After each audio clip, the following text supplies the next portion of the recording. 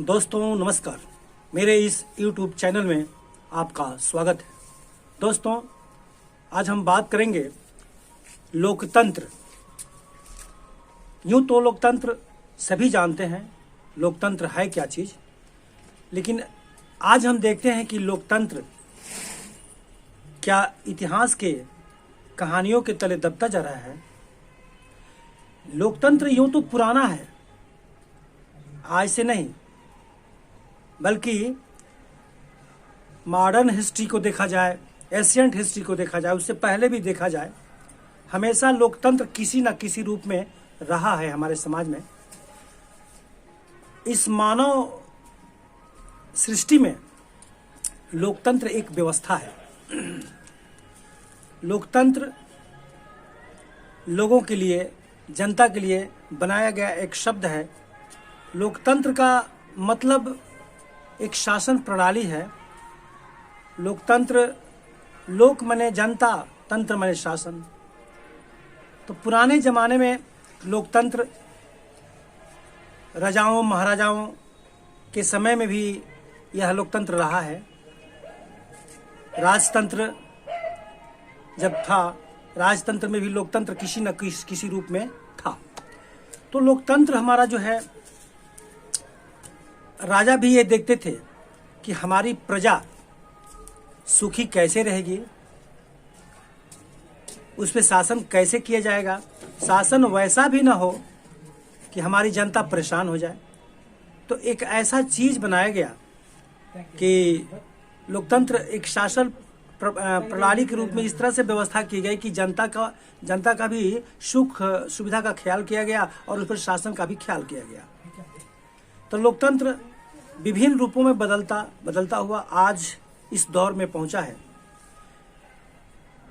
हमारा देश जब आज़ाद हुआ, उस समय संविधान लिखने का जिम्मा, यानी लोकतंत्र पे, लोक पे शासन करने के लिए जो तंत्र का जो विधि विधान नियम जो बनाया गया, उसको लिखने का जिम्मा बाबा साहेब भीमराव अंबेडकर साहब को दिया गया।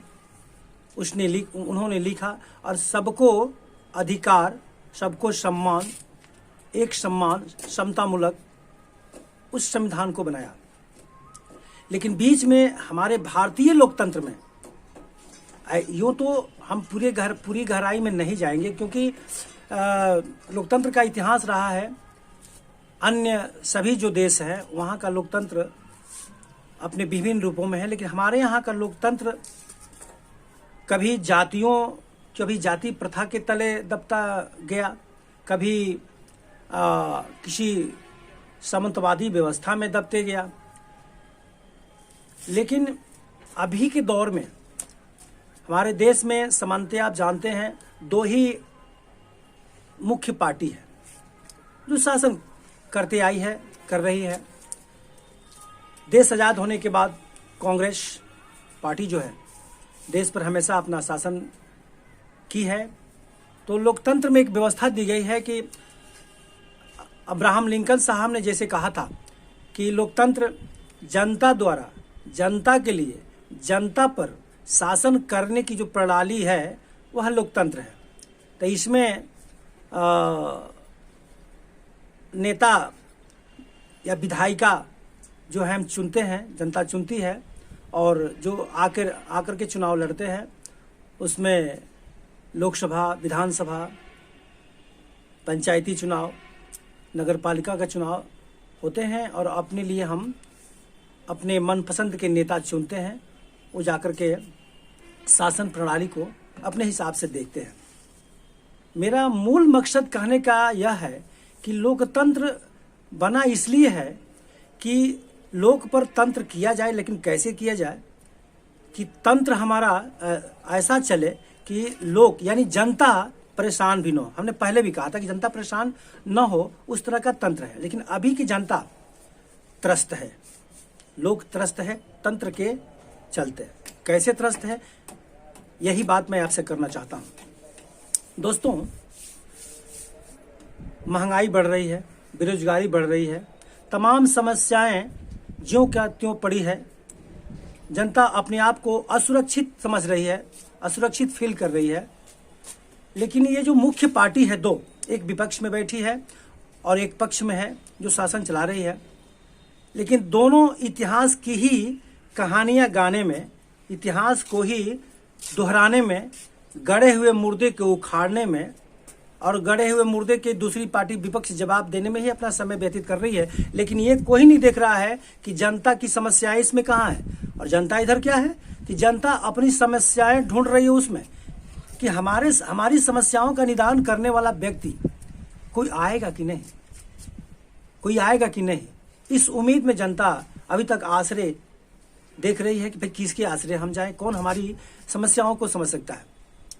जैसे कि अभी आप लोगों ने कुछ समय से देखा है कि लोकतंत्र, चूंकि जो पार्टी शासन में है वो विपक्ष में बैठी पार्टी जो 70-75 सालों से शासन करते आई है, उसके इतिहास को बस गाने में लगी है कि फलाना पार्टी ने ये किया, फलाना पार्टी ने ये किया, 84 दंगे हुए तो ये कराए, वो हुआ। मतलब इसमें उलझी हुई है, इतिहास को ही दोहराने में उलझी है और जनता की समस्याओं का निदान। आज महंगाई बढ़ रही है, कोई बोलने नहीं आ रहा, हाँ भाई, यहाँ तक कि जो शासन में है वो ये भी नहीं कह रहे कि हाँ महंगाई बढ़ी, मानने पर भी तैयार नहीं है कि महंगाई बढ़ी है। लेकिन जनता इधर महंगाई से कितनी परेशान है ये आप भी जानते हैं, ये हम भी जानते हैं, दुनिया भी जानती है कि जनता बेरोजगार जो युवक हैं अपनी बेरोजगारी के लिए, हमारी बेरोजगारी कैसे दूर होगी, इन समस्याओं को ढूंढ रहे हैं इसमें कि हमारी सरकार, कोई भी सरकार आए ताकि हमारी समस्याओं को समझे, हमारी बेरोजगारी दूर करे। लेकिन जो विपक्ष में कांग्रेस पार्टी है, अभी कल बीते हुए 2 दिन पहले महाराष्ट्र में, चूंकि अभी विपक्ष में बैठे राहुल गांधी की पार्टी कांग्रेस जो है, कांग्रेस भारत जोड़ो यात्रा कर रही है, उसमें आते आते महाराष्ट्र में राहुल गांधी जी ने सावरकर साहब का इतिहास उघाड़ दिया। भाई सावरकर साहब इतिहास में वो अंग्रेजों के एक माफीनामा पर साइन किए हुए हैं और डर गए, वो डर के अंग्रेजों द्वारा दी गई माफीनामा पर वो साइन किए हुए हैं। तो हमारे कहने का मतलब कि इन इतिहासों से जनता का क्या लाभ है भाई। आप जनता को इतिहास की कहानियां सुना करके, गड़े हुए मुर्दे को उखाड़ करके, अब चाहे ये हमारे शासन में बैठी हुई जो पार्टी है वो कांग्रेस के इतिहास को गाती है और ये हमारे कांग्रेस जो है भारतीय जनता पार्टी के जो इतिहास है वो कहती है। लेकिन इसमें जनता की समस्याएं कहाँ है? जनता को तो भाई अब हमारी समस्याएं कैसे दूर होगी वो जनता खोज रही है। तो इसमें क्या है कि हमारा जो चौथा खंबा है यानी मीडिया इसमें उलझ गई। राहुल गांधी कभी बीजेपी, दोनों को लेकर के एक दूसरे को कंपेयर करते हैं। जनता की समस्याओं को कोई कहता नहीं कि हाँ भाई चुनाव आया है तो जिसमें जनता की समस्याएं भी कोई कहे कि ये समस्याएं हैं, इस पर भी वोट मिल सकता है। लेकिन आज कहने का मतलब है कि लोकतंत्र इन इतिहास की कहानियों में, इसीलिए मैं कह रहा हूं, इन इतिहास की कहानियों में लोकतंत्र हमारा दबता जा रहा है। हमारी समस्याएं लोग भूलते जा रहे हैं और इतिहासों में एक दूसरे को नीचा दिखा करके अपना चुनाव जीतना चाह रहे हैं, अपनी सरकार बनाना चाह रहे हैं। तो ऐसा नहीं होना चाहिए। और जनता को भी मैं ये कहना चाहता हूं कि आप भी सोचिए कि हमारे जो रहनुमा है, हमारे जो नेता हैं, जिनको हम चुन करके भेजे हैं कि हमारी समस्याएं दूर करेंगे, महंगाई कम करेंगे, बेरोजगारी दूर करेंगे, तो इस पर ध्यान न देकर के जो सरकार है वो इतिहासों में उलझी हुई है। तो मैं अपने उन नेताओं से भी कहूंगा कि आप इतिहास में मत जाइए, इतिहास के गड़े मुर्दे हमें मत सुनाइए। आप जनता की वर्तमान समस्याओं को, चूंकि इतिहास पे देश नहीं चलता है, इतिहास में कौन मारकाट किया, कौन लड़ाई किया, कौन युद्ध कहाँ हुआ, उससे हमें क्या फायदा है, हमें लाभ क्या है?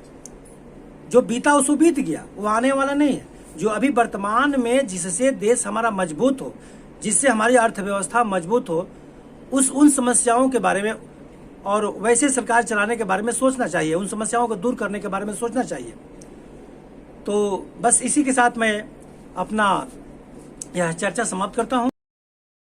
और आपको कैसा लगा यह वीडियो आप चूंकि कमेंट बॉक्स में आकर के बताइए कि मुझे अगर मुझसे कोई त्रुटि भी हुई होगी तो उसका निदान करने के लिए भी कुछ कहना हो आप हमें सलाह दे सकते हैं। और कृपया मेरे चैनल को लाइक, सब्सक्राइब, शेयर जरूर कीजिएगा। नमस्कार।